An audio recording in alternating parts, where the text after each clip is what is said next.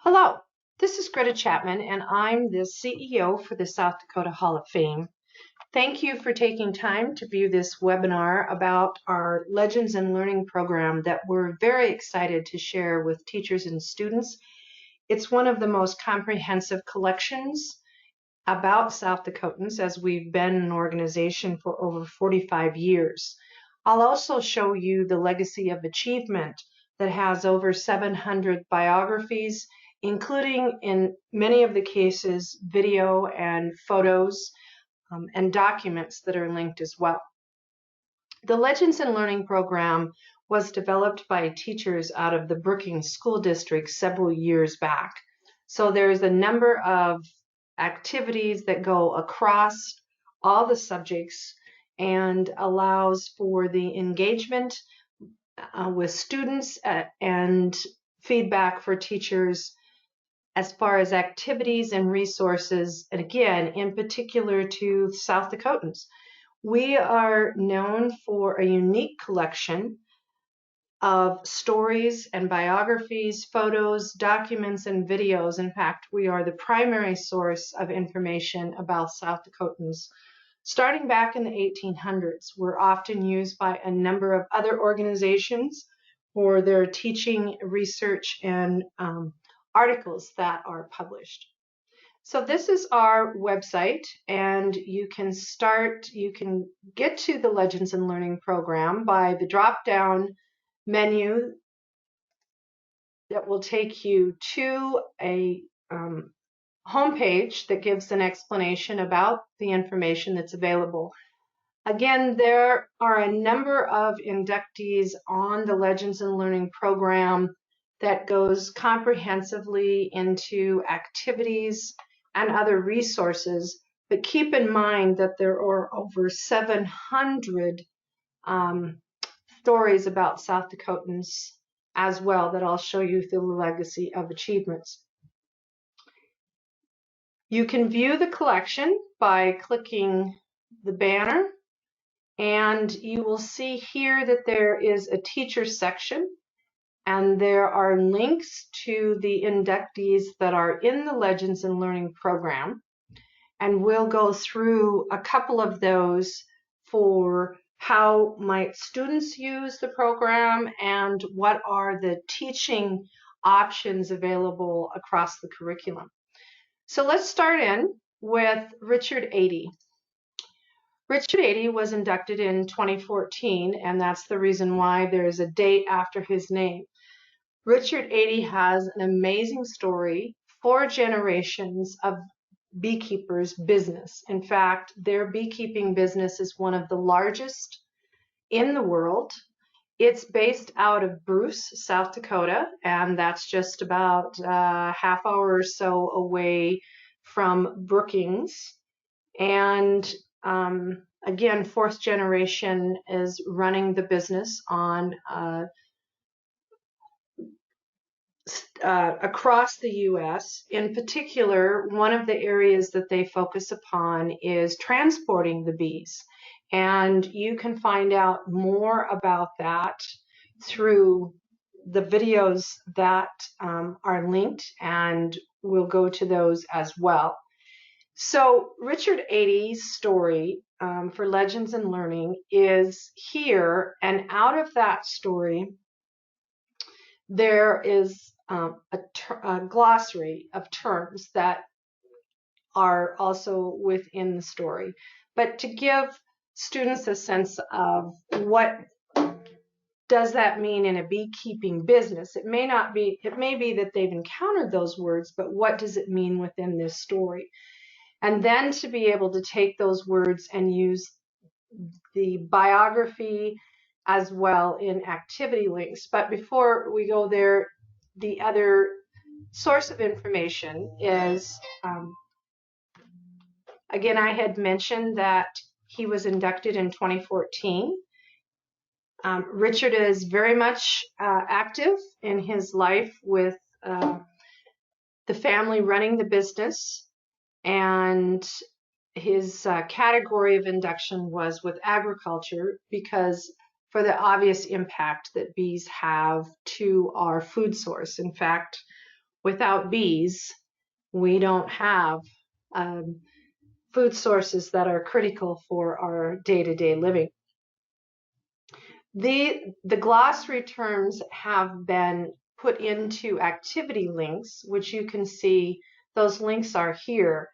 And a number of those links are most likely known with other student activities like flashcards and matching and concentration. There is a slideshow on PowerPoint that walks through many more pictures than what is listed here of, again, for generations of beekeeping in the Bruce community. Now, part of the story is started out in Louisiana. So it spanned over time through a couple of states, but as well, locations now are dispersed throughout the U.S., in particular in California for the almonds with Richard's son. And the transportation of bees actually travels across the U.S. It can go from California to Maine for the blueberries, from Maine to Washington for the apples. So they really do cross the U.S. with the work that they do. The global impact has very much been in the area of collapse to bee colonies and the damage that happens because of that, which is critical to counter. And more work continues on that, and Richard has been a very strong advocate at a national level on the colony collapse issue. So just an example, again, these are links that would be familiar in many ways to students, where you can see the term and then to match that term with the definition as well.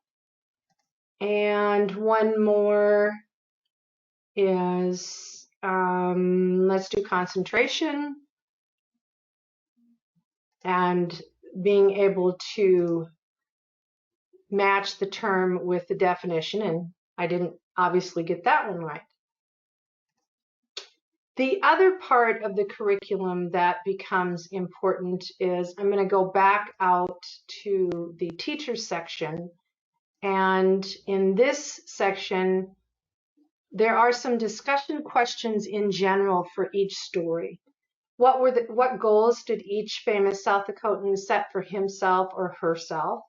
What goals have you set for yourself? And again, these would be discussion questions to the students as provided by the teachers. It's not that you'd have to do each one, but it would give an opportunity for young people to chase their dreams. And that's part of our mission in championing a culture of excellence, is to provide real South Dakotan stories with students in a way that they can know more about that individual, but even have the potential to visit with them, whether that's through a phone call or stopping by where they live or reaching out to them through email. Our mission very much makes that kind of contact a real part of the work that's done here. And inductees are more than willing to have that kind of contact with their stories and interests.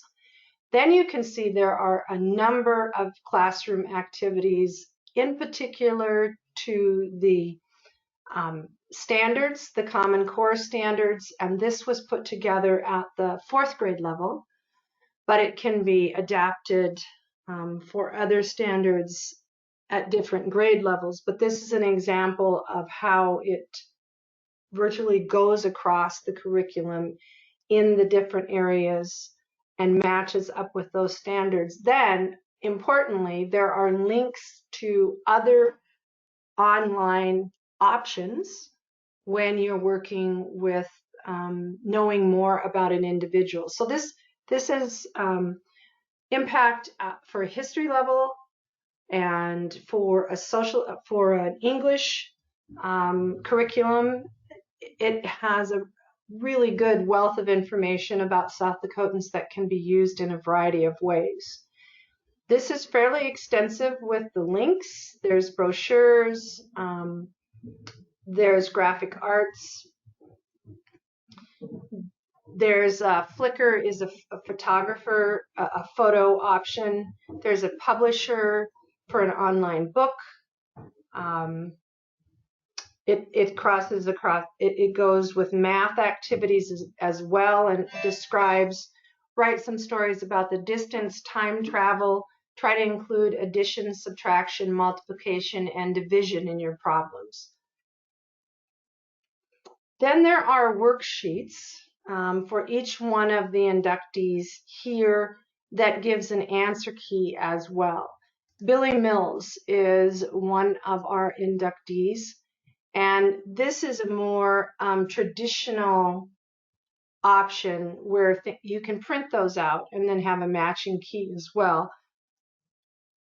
And there is worksheets for each one of, well, for most all of the inductees that are listed on here on this page in the teachers section. So let's go and take a look at Dale Lamphere. Many folks know Dale Lamphere because of his work with Dignity. What folks may not know is the funder of Dignity is also an inductee, Norm McKee. And when we look at the legacies of achievements information, I can show you where Norm McKee's story is. That was a major part of Dignity coming to life. So Dale was inducted in 1987 under Arts and Entertainment. Dale lives in Sturgis. And here you can see the glossary of terms. Dale has an amazing studio in the Sturgis area that he shares with folks when they come by.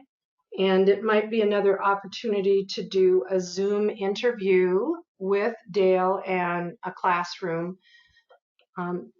as an extension to the Legends in Learning program. And so we want to offer that opportunity as well, that it isn't stagnant. If there are other things that you want to connect with when you are using the program, we're more than happy to help facilitate that. You can see activity links. There's a document about Dignity. There are images here as well, and then our video connections. I'll show you where those are at in our Legacy of Achievement. So let's go take a look at the Legacy of Achievement page as well. And there's an inductee directory, and again, just a reminder that there's over 700 biographies. As we said, we've been an organization for over 45 years. And you can find by last name just by going to their letter. But it's kind of fun, just like a dictionary, to thumb through the words. You can do the same here, but let's go to Dale Lamphere since we just talked about him. And this has more information than it expands upon what was on Legends in Learning. And they're in alphabetical order by last name. And here you can see there's more information, including awards and appointments. He was a South Dakota Artist Laureate as one of his appointments. Then a listing of exhibits that he has had,